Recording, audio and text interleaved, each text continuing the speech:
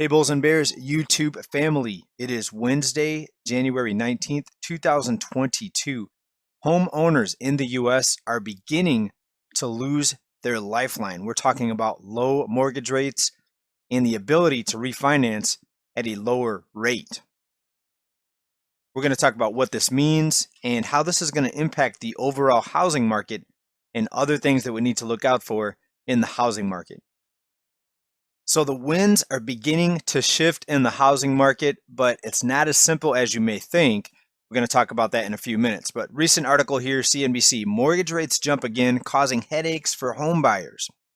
The 30-year fixed mortgage is the highest now since April 2020. That's nearly a 2-year high, and that's nearly a full percentage point higher than 1 year ago. Now, some of you may be thinking, okay, 1%, big deal.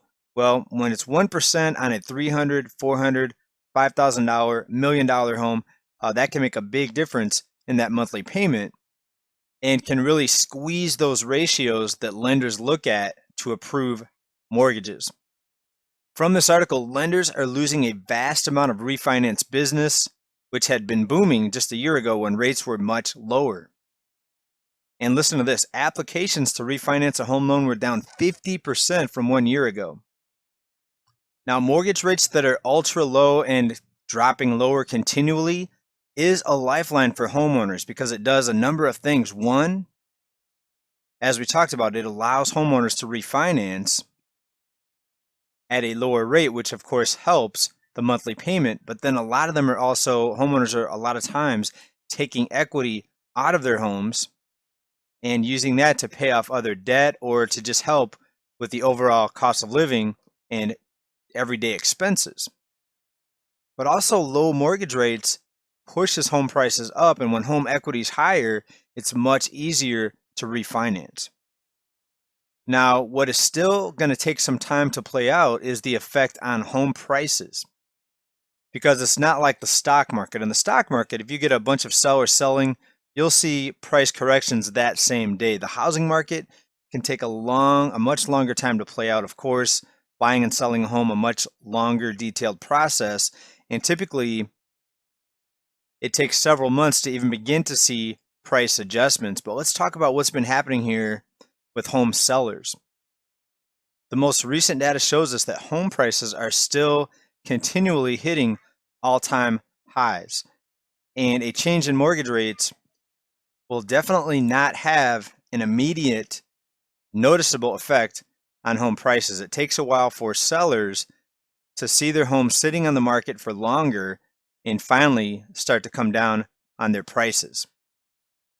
Now, when this article points out that these higher mortgage rates are causing headaches for home buyers, you have to also look at the flip side. It's also going to be a headache for home sellers if they don't start coming down on their prices to get these homes sold.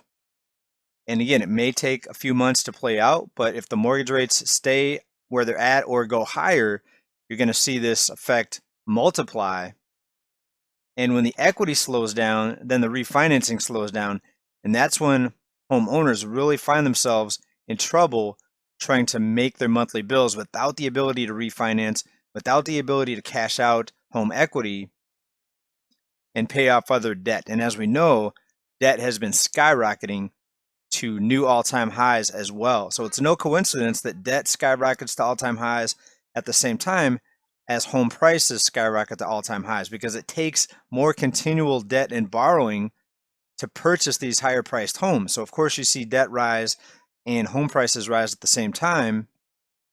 And back during the real estate crash, we saw the opposite. When home prices came down, debt actually came down because the people that did borrow money to buy homes were able to borrow less money to buy a home because the home prices were cheaper. Now, the big question is going to be, how are institutional investors going to react to these higher mortgage rates? Will they pull back on the home purchases? We know companies out there like BlackRock and other mega companies have been really stepping up their home buying game here, especially in the past few years, as we see the home ownership rate drop as more investors scoop up homes.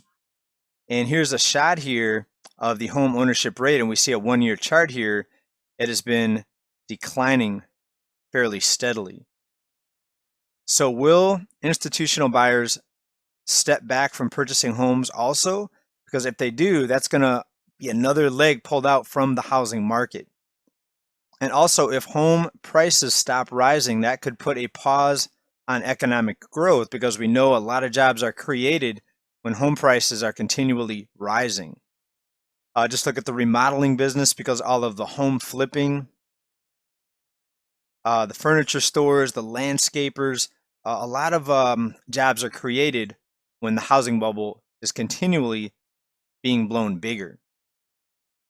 But the opposite happens when home prices stop going up, jobs are lost, and the boom turns to a bust. So again, will these mortgage rates stay high, or will they just come around maybe in a few weeks and say, okay, we're reversing our decision. We're no longer going to raise rates. We're going to do QE now. We're going to double the amount of QE from before, maybe triple QE. That's the thing that only a few people actually know. If you're connected to Wall Street, you may know that, and you may be able to trade on that information and make a lot of money. But 99.99% of the people are not connected to Wall Street in that way.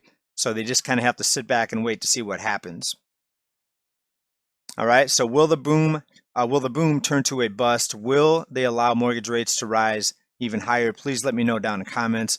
Now, on the topic of jobs, let's transition a little bit here to the latest jobs number, better known as the jobless number. Another 225,000 Americans filed claims last week. 1 week, 225,000. Now, when you read this, it'll tell you, well, it's historically pretty low.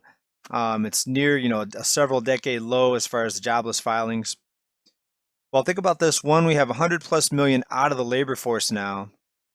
And when you look at this number, this is weekly. That's about 900,000 jobless filings for 1 month, 225 times 4. But yet, when you look at the jobs added, look at this number. Last month, the whole month of December, payrolls rose by 199,000.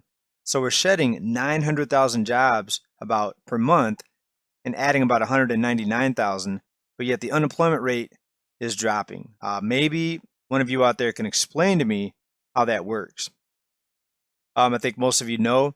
Real quick here, we're seeing the stock market enter bearish territory, again, on the fear of rising interest rates. And just take a look here at this chart of the Dow Jones, and you can see what type of an effect even the talk of higher interest rates is having. Right, but again, with the manipulation, can anyone really tell us what's going to happen? Well, most people can. Again, it's the well-connected, the people connected to Wall Street that know exactly what's going to happen before the public hears.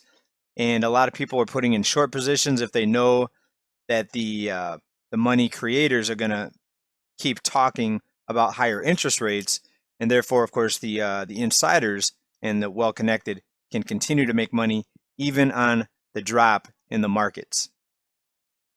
So hold on to your hats, folks. Things are going to get really interesting here as we continue into 2022. We're going to keep you on top of the markets, keep you updated on all the latest data, the numbers in housing, the stock market, investing, you name it. And I hope your money's in a safe spot. Thanks for being here, everybody. Stay well. Keep stacking. Bye for now. Peace.